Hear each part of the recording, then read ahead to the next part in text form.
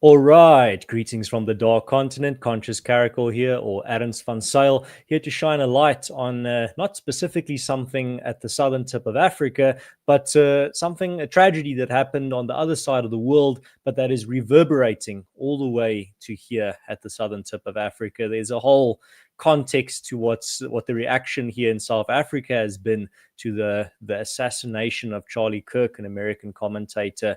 But we'll see if we have time to get into that. But my focus today is not to talk about the South African comment class's reaction, but rather to talk about specifically the reaction within America and the context within which not only this assassination happened, but also the context within which this reaction to the assassination is currently unfolding.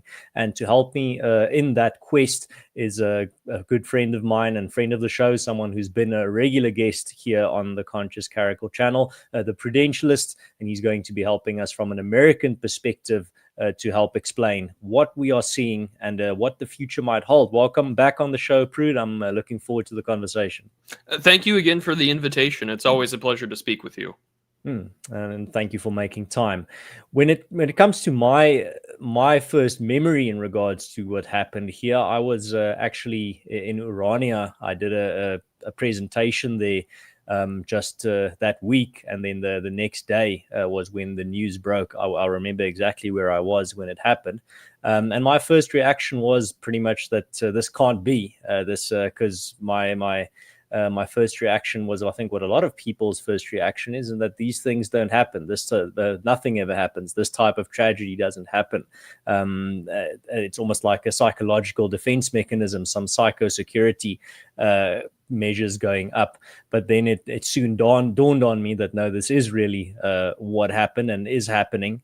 So I wanted to start there in regards to what were some of your first reactions to hearing the news. I had gotten several messages on my phone. It happened, of course, in my time zone. I was in the middle of my workday, and then to hear the news from friends who had texted me, and then kind of quickly, checking my phone to see that, oh no, this did indeed happen, that he had been shot while giving conversation.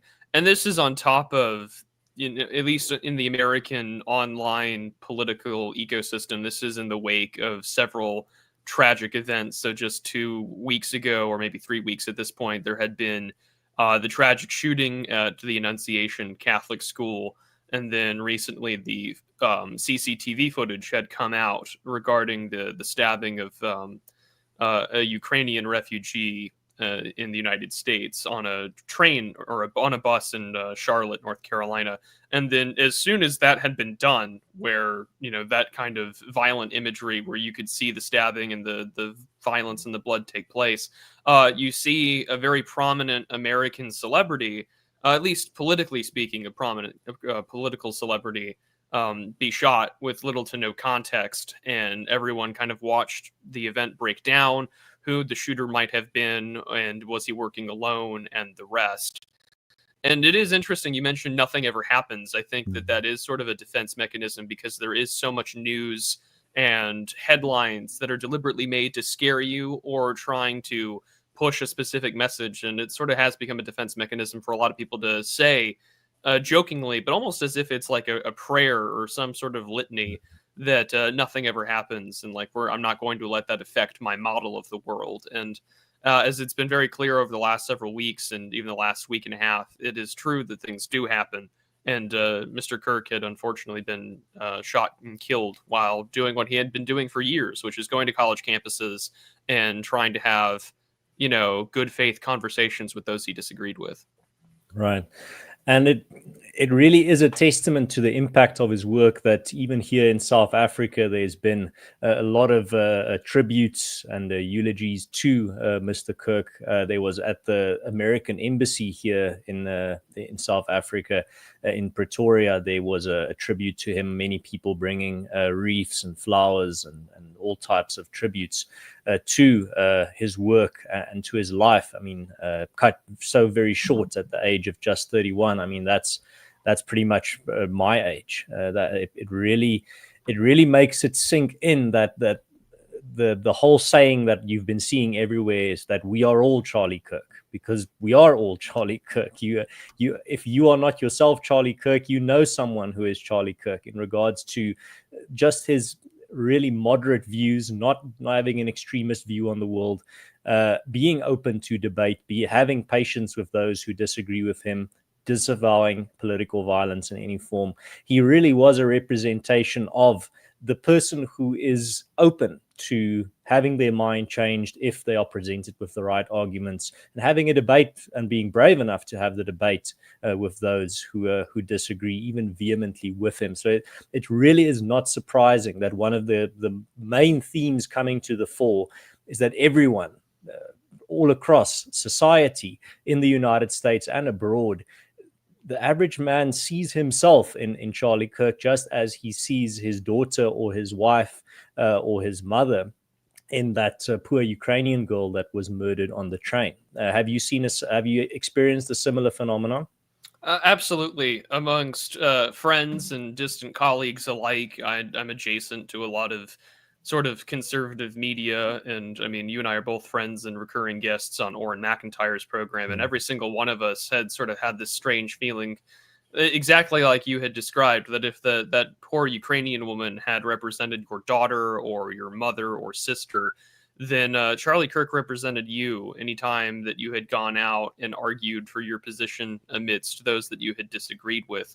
And it's also just sort of a testament to the fact that this was a man who had started Turning Point USA since he had turned 18 and had been doing it for over 10 years. I mean, he was the founder. This was his baby, so to speak.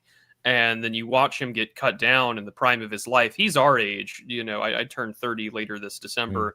And it was very sort of strange to hit and to think that, oh, that could be anyone who's ever worked publicly facing such tremendous political opposition or such tremendous, vitriol from the American media about, someone who disagreed with you. And there had been countless times throughout the years. I mean, even just this year prior to his death, he had the American television program South Park make fun of him, to which he, smiled and took it on as his own thing. He found it very flattering and he was honored by it. And you had numerous writers throughout the years, challenge him both from the left as well as the right. And so it really does illustrate, I think everyone did have that feeling that, we're kind of all of him, even if we didn't agree with him or even if we didn't see ourselves in him. No one deserves to watch a God-fearing family man be shot in front of his wife and kids in a large public gathering. And what made it all the more, sickening was just how often the footage had been shared. So, I mean, you just like with Irina, the Ukrainian woman, if you're depending on your timeline and who you followed, you would be seeing his murder, in high definition, slow motion or whatever, over and over and over again. And it was truly sickening. And really what we've also been witnessing is the almost archetypal nature of the crime that we saw unfold, as you said, in HD on social media. Even if you wanted to escape it, you really couldn't. It was just everywhere. That's unfortunately the nature of our very online lives, is the fact that these images are going to be injected into your psyche, whether you willingly or not. On a lighter note, I know a lot of facts and information about people that I do not want to know facts and information about, also for that same reason, because your timeline forces you to know all these things about people, to see all of these tragedies unfold, and you really can't escape it. And it's not surprising that people are going literally insane because of it, and experiencing a form of psychosis that's setting in. And it's all down to specifically how these social media sites are structured.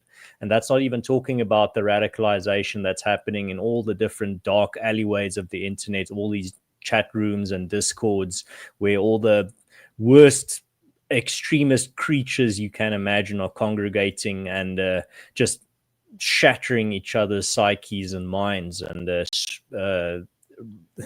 sweeping each other up to do the most unthinkable things, and they think it's funny.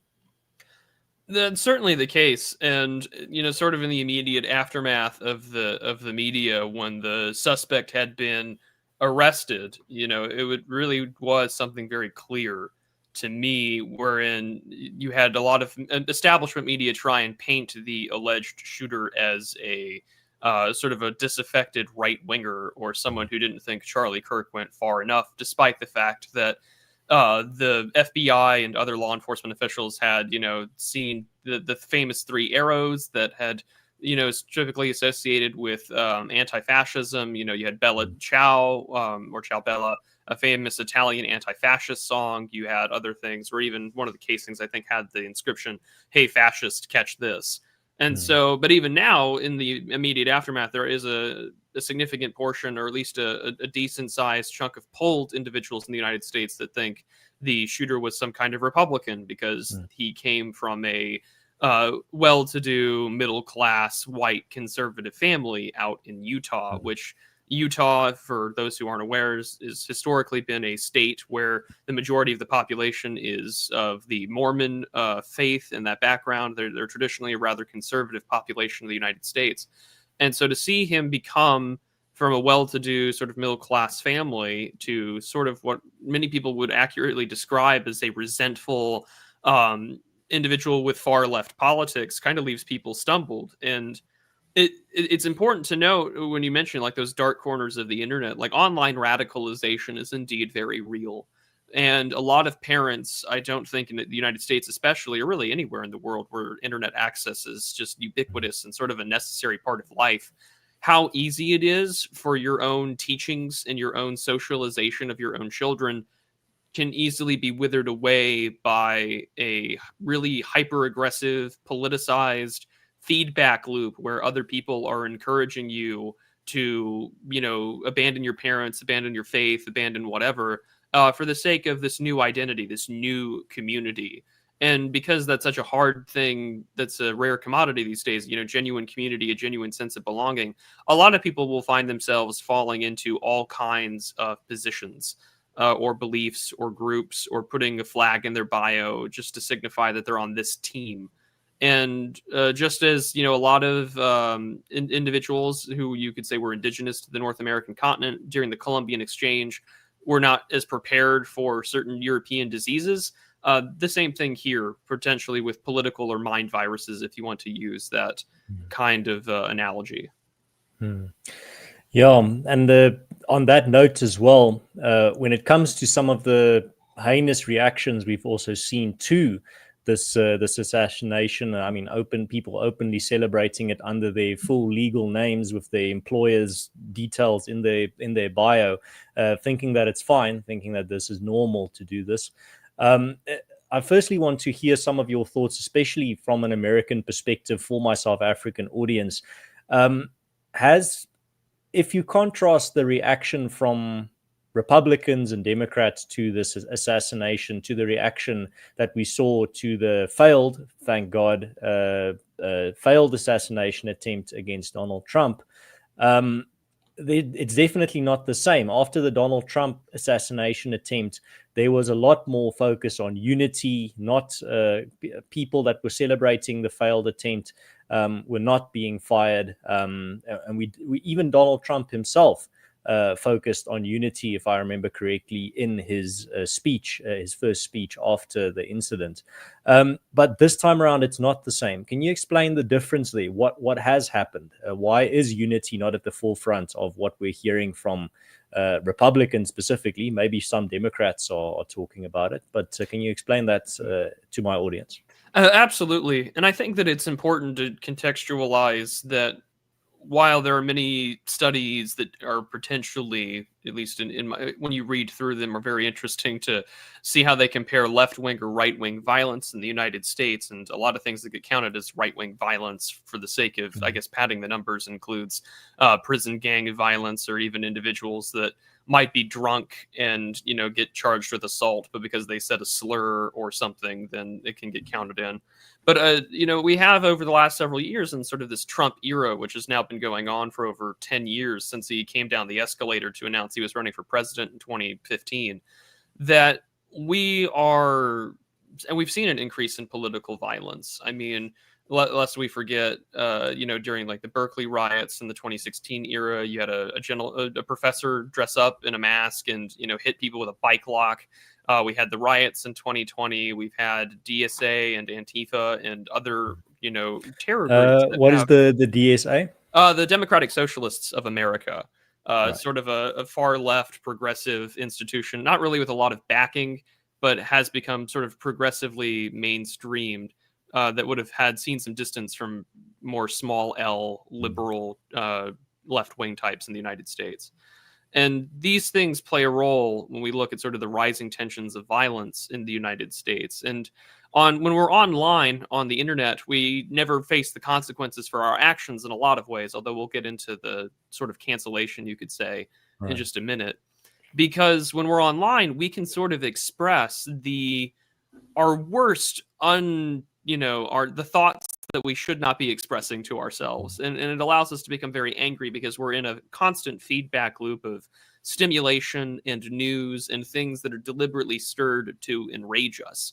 And so you see this most often in America, where we find a socially acceptable target, say certain types of criminals, and we give some very nasty implications for what will happen to them in prison. And when that happens, it's just cheered on, because no one wants to be seen as the guy standing up for this like debaucherous criminal. And our media over the last several years has very much said that there are people who are considered public enemies, or those that are ushering the death of democracy, whether it was Donald Trump, or the constant calls for people who are trying to stand up for their rights or their own political desires as fascists, or anything similar to the regime in Germany during the 1930s and 40s. And that has sort of been added on with political pressure every election, because in the United States, especially with presidential elections, it is made out to be this existential crisis every 2 to 4 years when it comes to our midterms for Congress and the Senate, as well as for the presidency. And to a large extent, that is true, that these are sort of existential crises, because your way of life, the things that fund your friends or your programs that are specific to your government, could be on the line. And for instance, there's been a lot of complaints from the New York Times and other progressive institutions that, Donald Trump's attempts to cut things are deeply affecting traditional Democratic voters, whether it's African Americans in the United States or, well-to-do, highly college-educated groups. And so when people have been sort of conditioned to have acceptable targets that they can wish violence on, and there has been an increase in acceptable violence, the phrase punch a Nazi did not come out of the ether. We've been calling Republicans in the United States some kind of fascist really since Gore Vidal called William F. Buckley, a crypto Nazi on live television over 60 years ago. I'm not particularly surprised that violence has escalated for political reasons. And this isn't the first one. Obviously, you mentioned Donald Trump was almost assassinated last year. There has been other attacks on various schools where people have clearly shown strange, overly online positions and memes on their weapons and in their belief systems. And, there are groups of individuals that will communicate in sort of terror cell-like organizations, like what appears to be with the alleged shooter here, alongside an assassination of a Border Patrol agent earlier this year by a different sort of terroristic organization. And so because now we have all these people celebrating, it's very hard to take calls for unity seriously when I can look at the last several years and say, well, we need to calm down the rhetoric. We need to maintain, some sense of American unity.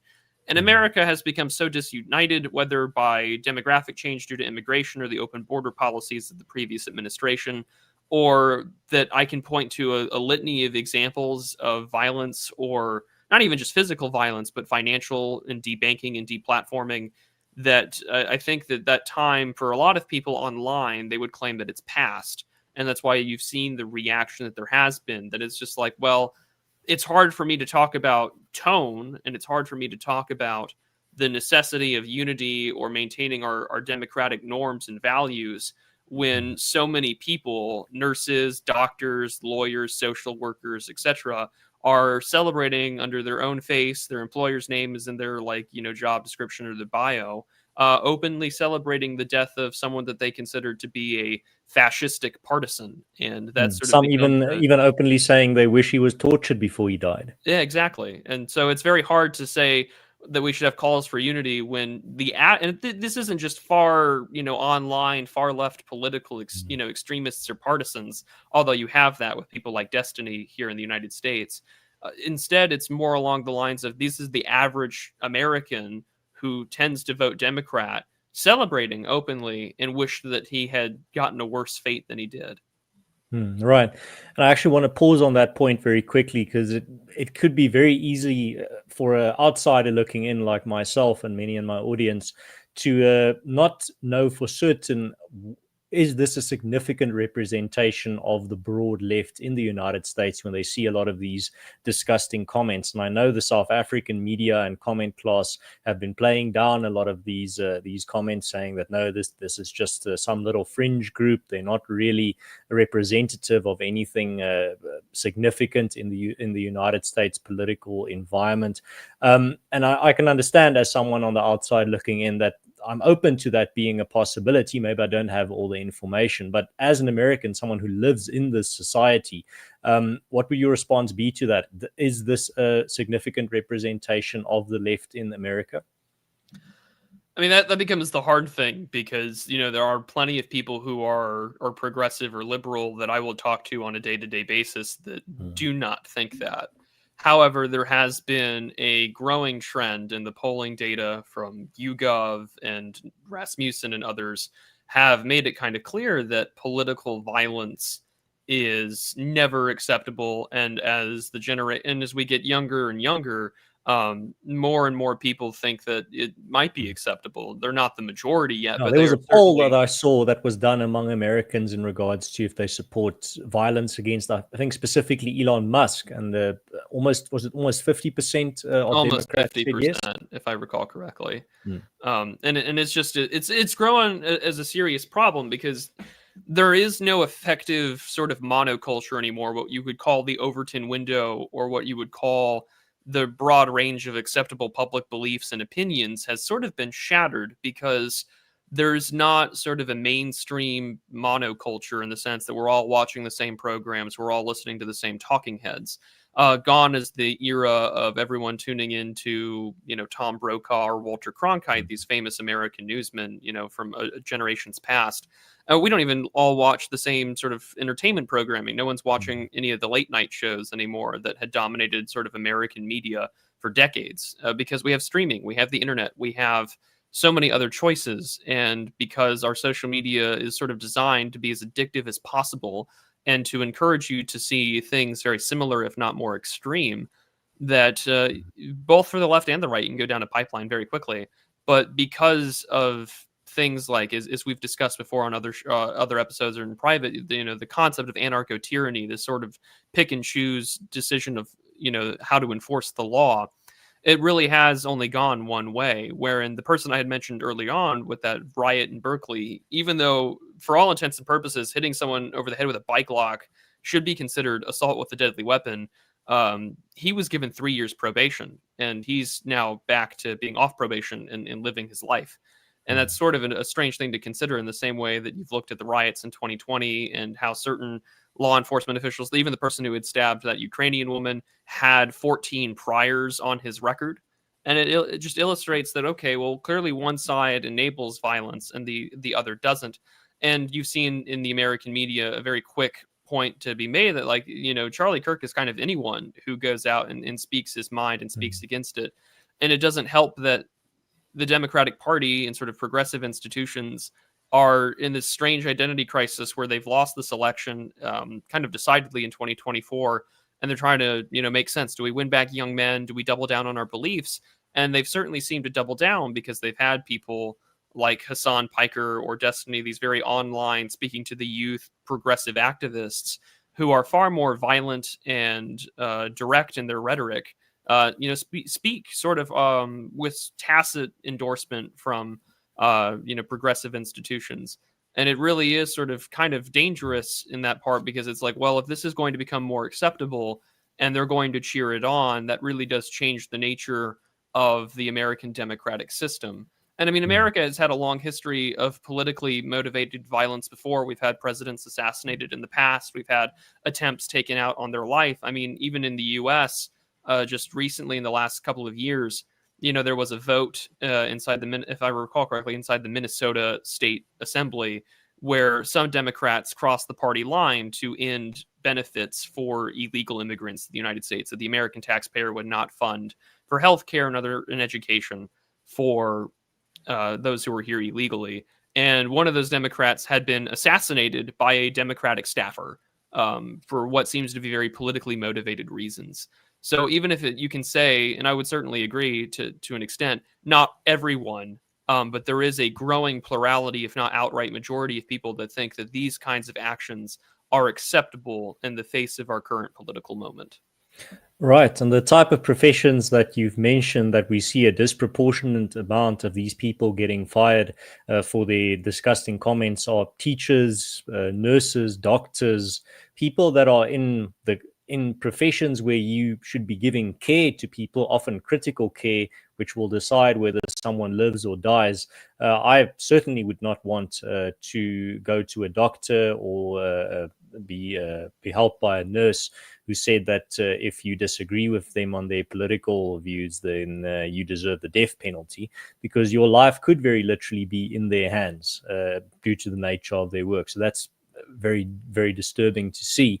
But there's also now been, and I think we've postponed the topic for long enough. I really want to get into the social consequences that we've seen for people that have been not just celebrating the assassination, but also people saying that there needs to be more, that this needs to be the norm.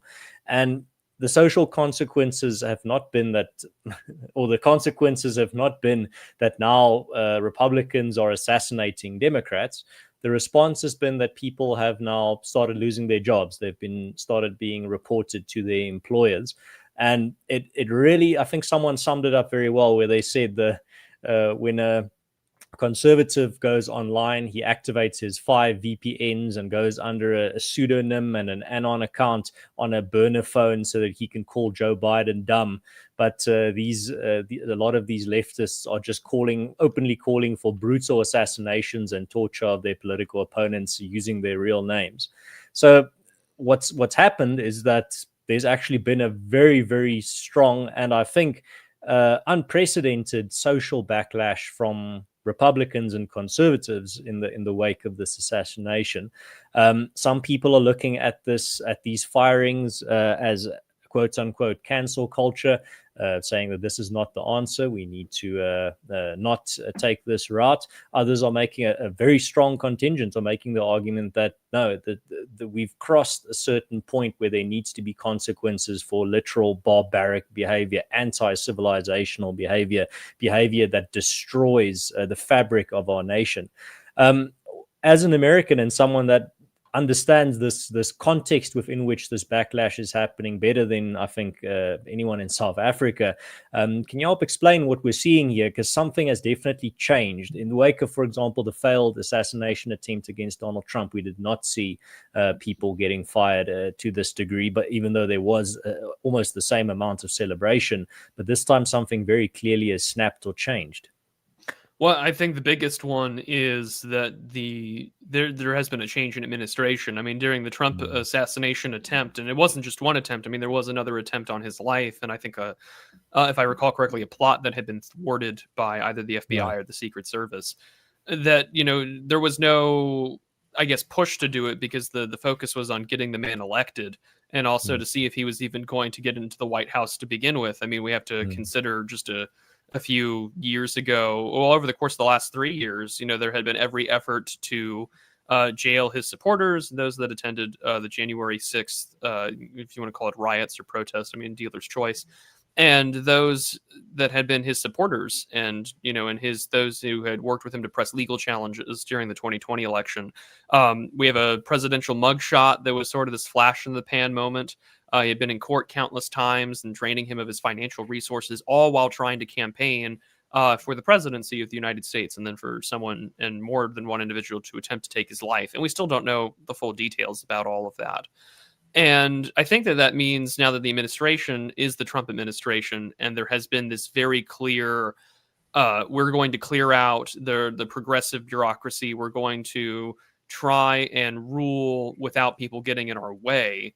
whether it's the courts or progressive bureaucrats, that many feel as if they're in a position that if I take this action, I will be endorsed and I will be backed by this current government, which has certainly been the case. Secretary of State Marco Rubio had stated in an interview yesterday that he was going to revoke the visas of those that had been found celebrating Charlie Kirk's murder, and that he had said that you have no place being in the United States if this is the kind of thing that you're going to come to this country as a guest to do, which has, of course, been very welcomed to the conservative base in the United States, especially within Trump's camp. And many people just feel as if they have for the first time ever, that they have a government or that they have this authority to go and make it happen. And as we talked about earlier, there are numerous individuals that aren't just professors or lawyers or anything, but these are people that are in some of the most important areas of social trust in the United States, such as our teachers, our healthcare workers, our nurses, and our doctors. And it raises a particularly important question that if you are someone who politically disagrees, or you're outwardly facing and you have a different position than, say, that physician, can you expect social trust, or can you expect them to give the best quality of care possible? Or, if their beliefs that they're willing to post under their public face, like what else are they willing to do while you're under anesthesia? And that's I don't want to say they're working with children. Exactly. The ones that will be teaching the next generation. And it's not as if we don't have countless video evidence of teachers across America trying to indoctrinate progressive or left-wing values into children sent all throughout the country in public and private schools. That may be sort of the silver lining of the COVID era of American politics, is that everyone could kind of record via their phones or computers the progressive teachings or insanity that may have been professed openly by these teachers with little to no repercussions.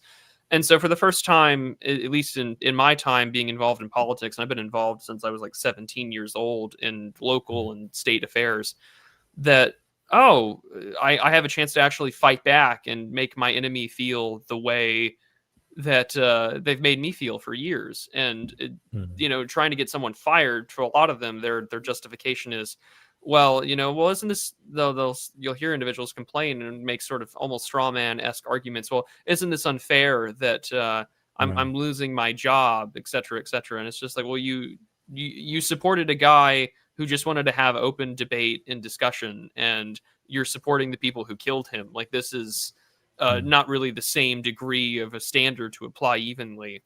And I mean, that sort of becomes the American partisan moment. Our polarization in the United States is so heavily divided when it comes to Gen Z men and women.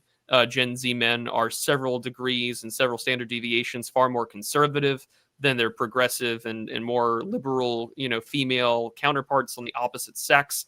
And so America has sort of reached this boiling point where everyone is sort of openly wishing to confess that if the opportunity presented themselves, I would make sure that the people I disagree with are never in power again. And you see this in the rhetoric, even now in American elected officials, in the wake of the Charlie Kirk shooting. I think it was literally the day after, a senator by the name of Ed Markey had, quoted, I think it was the New York Times, and was citing that because Brazil had voted with its Supreme Court to arrest and put former President Bolsonaro in jail, that, we failed, America failed as its example. And instead, we sent our election denying authoritarian back to the White House. And he's openly decrying, like, if we ever get in power again, like, these are the things that we want to do. And it reads almost like a threat in the wake of Kirk's assassination and his politically motivated murder. And so everyone is sort of at a fever pitch where it's like, well, we don't know how long we'll be in power, if at all. So I need to take down as many people with me and to feel the consequences of their actions. And for the first time, they feel as if this government will back them in doing so. And it certainly seems to be the case. Right. And there's an argument to be made in regards to social consequences now. And even if the left were to make this argument when they try to cancel someone, I would give it an ear, because it is quite sound if you apply it correctly. I mean, I constantly think of this quote from Douglas Wilson that I had the privilege of listening to at NatCon 4 last year. He was doing a speech on well, one of the topics he covered was social consequences for indecent or immoral behavior. And his quote goes that many say they want to live in a world full of decent people, but few want to describe or enforce what it means to be decent. And what I'm seeing at least happening in America at the moment is social policing of what it means to be decent, which is how any functioning community or nation operates. If you and this goes out to the libertarians out there as well. If you don't want the government policing indecent behavior, that's not illegal, but that's barbaric and disgusting, you better be willing to police it with social consequences. Because if you're not going to police it with social consequences, it will continue and escalate. And at some point, people are going to have had enough, and they're going to do one of two things. Either they're going to enact their own brutal justice, which is might also be barbaric or disgusting, or they might, which is the more likely outcome, is they will demand the government step in and say, "This, we've had enough. Just put a stop to this barbaric behavior, this indecent behavior, or this anti-civilizational behavior." And then the government will oblige, because that's the lesson we've learned, is that the government is just champing at the bit to be invited into these affairs. But these are affairs within the community and within the nation that can be socially policed quite effectively without involving the government. You actually do not want the government's involvement here. There I agree with the libertarians, but the only way you get that outcome is if you are willing to firstly classify what is indecent behavior, and then willing and having the will to enforce that decent behavior and enforce your standards upon your community through social consequences. And I think that's what we're seeing here. Yeah, and I mean, especially to the libertarian tradition, there has always been a desire for public order and for public liberty, trying to do so through the most private means available, and the emphatic, notion of the freedom of association. That if you don't agree or you wish to violate the voluntary accord that you sign up for, whether it's a contract or just a social agreement with a group, that they have the right to kick you out or to vote you out and for you to seek somewhere else. And it's tragic that in the last several years, the great sort of paragons of libertarian thought in the United States, such as, Lew Rockwell or Murray Rothbard or even Ron Paul and his writings over the decades, has kind of fallen away. And shortly before Murray Rothbard had died, that he had written this report, titled about the modal libertarian, MODAL. And he was really concerned that people would use libertarianism and this, liberty first kind of notion of politics to pursue, sort of degenerate behavior. Like, this is the modal libertarian doesn't really care too much about the state. He is more concerned with, being resentful towards his parents. He doesn't like the church. He doesn't like the things that are considered good social standards, and becomes sort of the stereotypical but my weed man kind of libertarian here in the United States.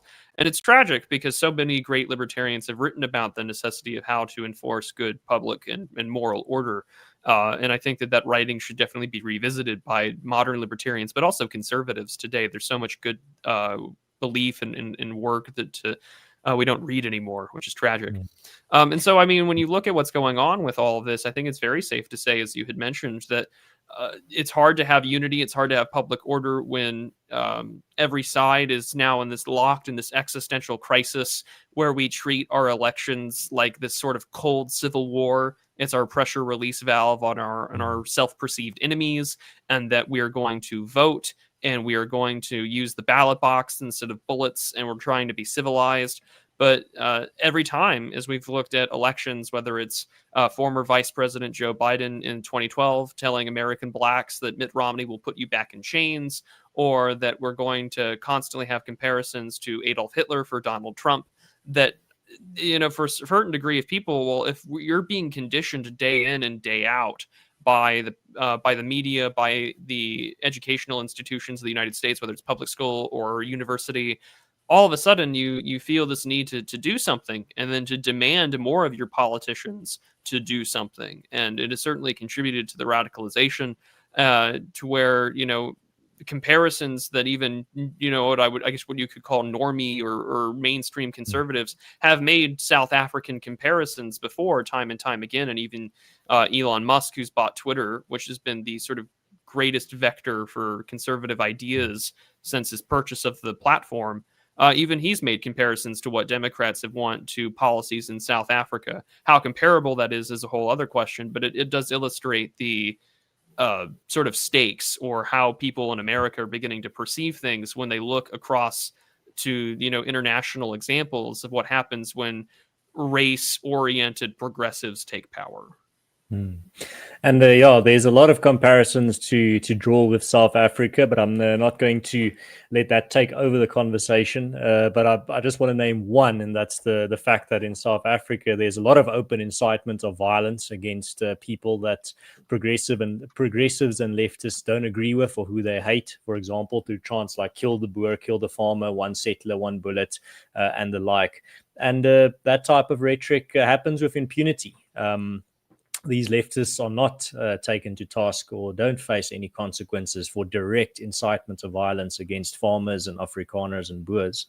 And I mean, that's to some degree playing out in the United States, where people are doing that with impunity. But now there seems to be a very strong social backlash. But I also constantly think of that quote from G.K. Chesterton that goes, if you will not have rules, you will have rulers. And just to emphasize that point again, if you're not willing to enforce morality with social consequences, then the government will step in and do it. But on that point of the government stepping in, there actually has been a lot of demands from conservatives and Republicans for the Trump administration to, quote unquote, do something. But I'm going to ask you a little bit more of a difficult question, not whether you agree or not, whether the government should, quote, do something, but rather, what if you want the government to do something, what are some of the concrete policies that the Trump administration can respond with? I think that's one of the questions that remains largely unanswered to this point. A lot of thinkers like Orrin McIntyre have been more explicit in actually naming some examples of what the Trump admin can do. But from what I can see, at least, there's a lot of shouting about or demands for something to be done, but not a lot of concrete policy suggestions. Do you have any policy suggestions? There are quite a few. And I mean, as the information that comes out, it certainly appears the suspect of the shooting, of the alleged shooter, certainly hasn't, at least from the news, hasn't really been cooperating. But we do know that he, as well as countless others that have engaged in these sort of attacks, whether you want to say it's Antifa or similar organizations. I mean, since Trump has been in office and has been in politics over the last decade, there's been a rise of things like the John Brown Gun Club, which of course is named after John Brown, who's famous in America for the raid on Harper's Ferry, trying to incite a slave revolt and sort of a greater sort of race riot and violent insurrection for the sake of abolition of slavery. There have been numerous groups explicitly for LGBT persons, more specifically transgendered individuals, to learn self-defense and to utilize a firearm, where they'll say things like, "Don't tread on me," but instead of the Gadsden flag, it's the trans pride flag. And those things are publicly listed organizations, and some of them aren't. But, I think that one of the things that he could use would be to invoke the Smith Act, or even invoke the 1807 Insurrection Act against district attorneys in sanctuary cities that are preventing the feds from doing their jobs. And I think that when you list things like John Brown Gun Clubs, Redneck Revolt, the Democratic Socialists of America, these kind of laws would give you power to investigate, and as others have been suggesting, the administration using racketeering charges that had been used against the mafia against these kinds of organizations. In part because, whatever Trump does in response to this, the concern is always going to be from the media, and he has to keep optics in mind, is with respects to being called an authoritarian or overstepping boundaries or things like that. Everything that the right has to do, by the nature of how our politics works, at least right now, is that I have to play it by the rule and play it by the game. And we do know over the years, especially from 2020 onward, that there are dedicated channels where various district attorneys have policy written for them that has allowed the soft on crime mentality. So I think targeting them through various laws against public order or conspiracy against rights and things that we have done in the past would be effective. America has a long history of putting down insurrection, riot, and those that are preventing the federal government from doing their job, whether it's ranging from the Mormon Wars all the way to handling the Italian and other Eastern European mafias, that it really does illustrate that there are a lot of legal tools at the disposal. It becomes a matter of political will, because when you look at, say, the attack on the ICE Prairie Land Detention Facility in Alvarado, Texas, you had various activists, take up arms and try and do something against it. And they have communications, and we know that they do. One of the things that I would certainly do under this administration would be investigating Discord for aiding and abetting, a murder. And because obviously they haven't turned over anything, Discord openly denied that he was using the platform to, communicate with other individuals, despite the fact that we have screenshots and chat logs, according to the FBI, that he had done these things.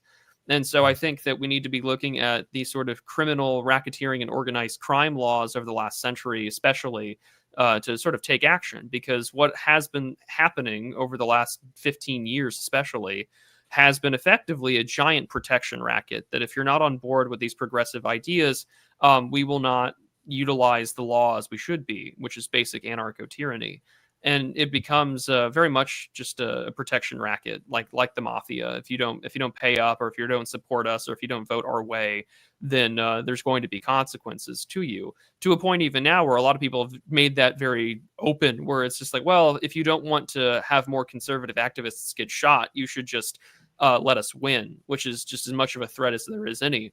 And I mean, the Trump era has seen a great deal of organizations openly support or flaunt the law for the sake of rioting and public disorder.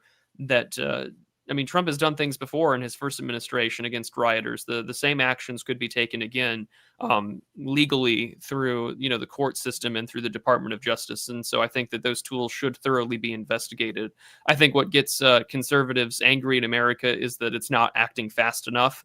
But these things do take time to organize a task force and put charges up to thoroughly investigate what is the most likely way I can take down an organization that has openly advocated for the death of the president or its supporters. I also think, for the sake of clarity, something that I've noticed where there's genuinely has been a strong disagreement is the fact that some, and I'm not going to go into all the details, but some within the Trump administration have proposed hate speech laws, or the law coming down on quote unquote hate speech. But the response to those suggestions has been overwhelmingly, really in bold, overwhelmingly negative from the Trump base and from Republicans and the conservatives as a whole. Maybe for someone on the outside looking in, coming from South Africa, a country that does have anti-hate speech legislation, and wants to intensify, the government wants to intensify that type of legislation. Can you explain the very strong aversion from the American rights and the American conservatives to this idea? Because the response to that suggestion has been nuclear, to put it lightly.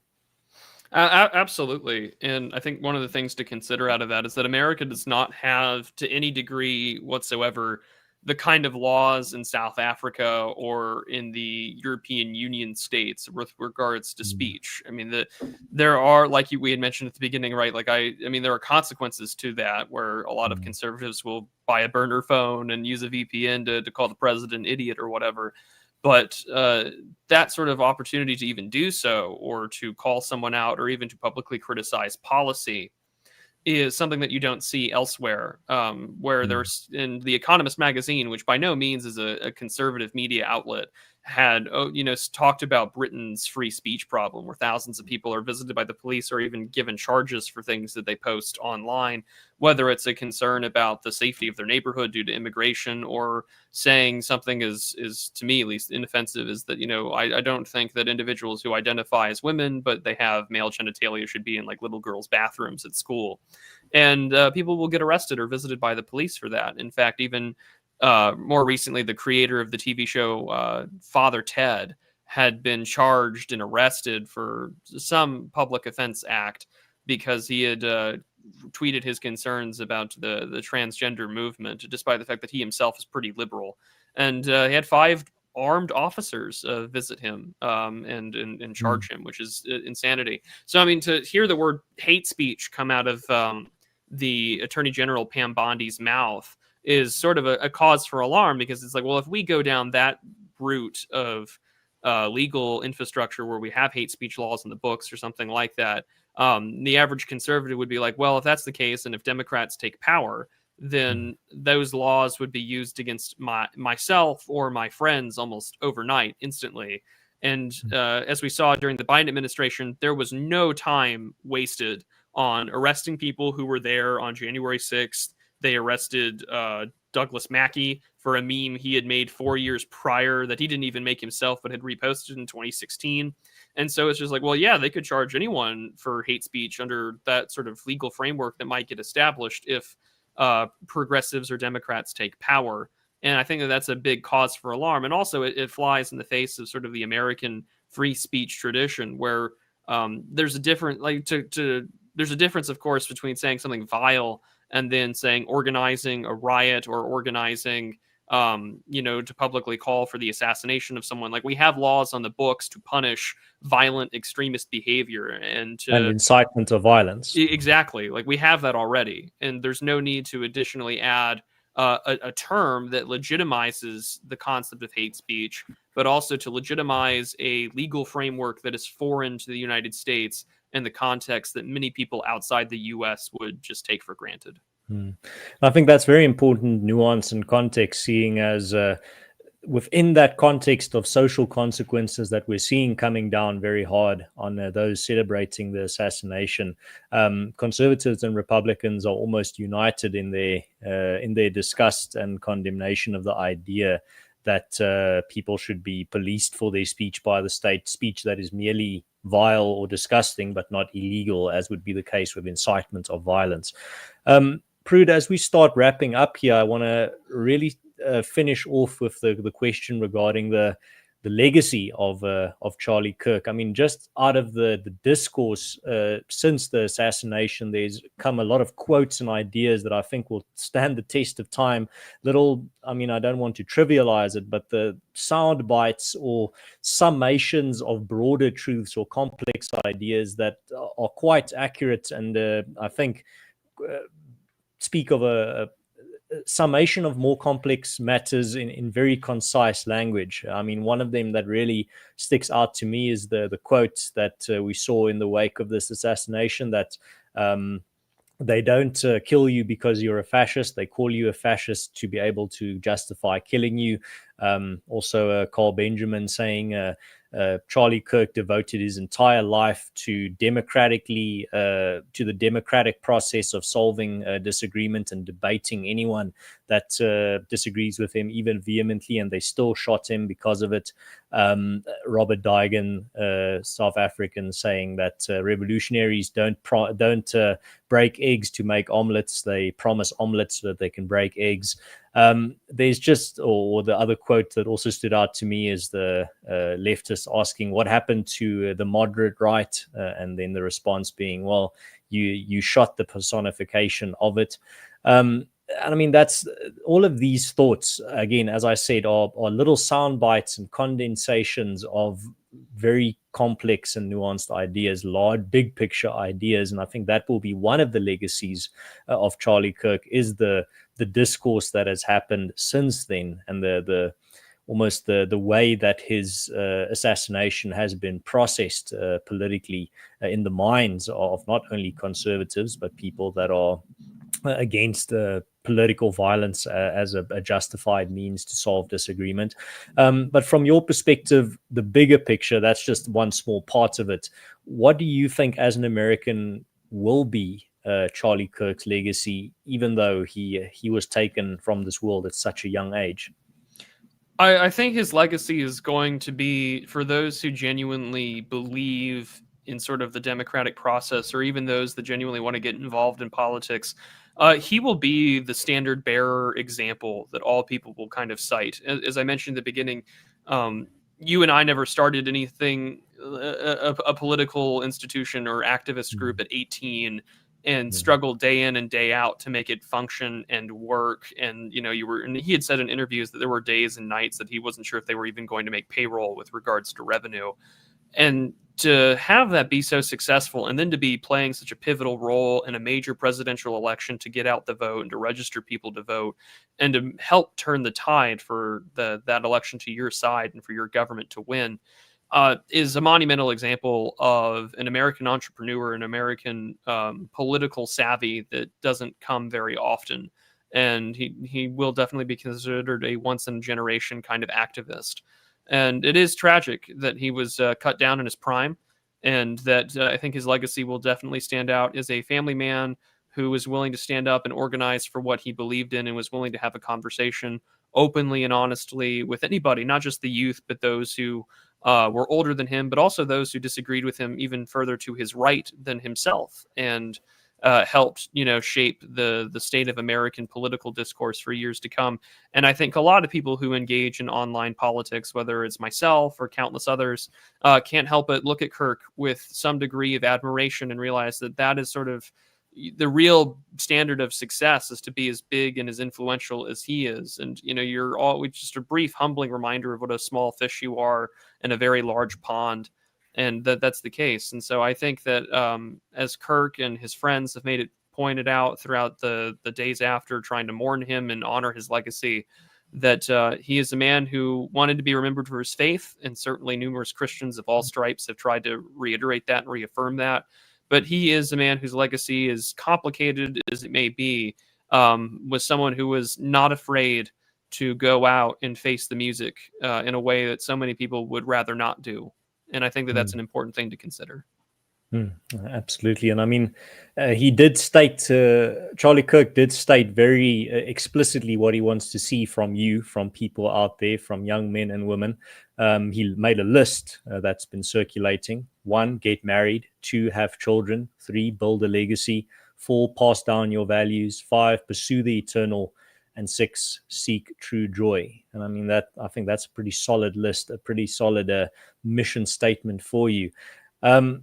Prudentialist, thank you very much for your insights here today, and for sharing, especially the American context here with my predominantly South African audience. We've been talking specifically about another man's ideas, but I want to give you the opportunity as a final question. What would you like to leave my audience with, whether it be a rhetorical question, a thought, something to keep at the back of their minds in the week going ahead? It doesn't have to be a profound thesis, just something, if you could implant a thought, something for them to chew on, what would that be? Well, as always, thank you for having me on. And, one of the things that you and I have been talking back and forth throughout the years now, and I've been always grateful for your insight and friendship. I remember one time you and I had a conversation. You had told me, I don't remember which city you were in, but you had heard someone who looked a lot like you and on the phone, but he had this like very Americanized accent when speaking in English. And I always thought about how intense and insane that kind of is to consider as an American, this cultural hegemony all the way even down to South Africa. And well, I guess what I'll impart with your audience is that despite the violence and despite everything, to take a look at Mr. Kirk's life, both as a businessman, both as an entrepreneur, but both as someone who really did believe in the open exchange of ideas, and wonder what can you learn from him and that legacy that he leaves behind, and how can you apply it to your everyday life? Because that was a man who was driven, and a man who was willing to do all sorts of things to get the point across, but also to establish a business and to establish something that will be this great institution probably for American politics for years to come, especially when it comes to the youth. So with his renewed emphasis on talking to young people, I would say that is what are we doing for our young people, and what are we doing for our own children? Because if we don't have a good answer to that question, then we really have a lot more to worry about and a lot more to answer for at the end of our lives. So I think that might be the thought I leave behind, is what are we doing for our legacy and our posterity? Fantastic. I think that's a great place to end it. Mr. Prudentialist, if people want to hear more from you, want to read some more of your thoughts, where can they find more of your work? Sure. So, I mean, if you can just find the lovely amphibian you see on screen, I am on X and YouTube. I am also on Substack as the Prudentialist.substack.com. I've been sort of documenting the impact on political violence in the United States. I have an article that's a two-parter. The first part's already out. It's called Normie Sadism, Normie Extremism, talking about media and the political and sociological pressures that drive people to political violence. If you're interested in reading that, and of course, I've had Ernst on before on my channel, as well as being a guest here a few times. So, if you're interested, Ernst and I have talked about a variety of things on my channel and other places. So, as always, I'm just grateful to talk to you and your audience. Thank you very much. And for those who are too lazy to type all those things into your search bar, all those links are in the description of this video, so you can go through them one by one. So I've made it easy for you. Prudentialist, thank you very much for your time and your insights. I hope you have a fantastic rest of your week. I know your day is only starting now, so I hope you have a great rest of your day. And once again, I do encourage people to go check out your work. I think there's a lot, especially if they are interested in a deep dive into what's going on under the hood of American politics. I think you're a very good source for that. Thank you very much. I appreciate it. And then lastly, thank you to my audience. Thank you for tuning in also on this unorthodox time. Thank you very much for taking time out of your day to come listen to some long form content. I really appreciate it. And also thank you to all your comments and questions in the chat that I can put on the screen to be part of the little time capsule mission that I have here with my episodes. You will now also be part of that. So thank you very much. If you're new to this channel, you can like and subscribe. And also, if you're watching and it's no longer live, I know most of you only watch these episodes long after it's been live, usually over the weekend.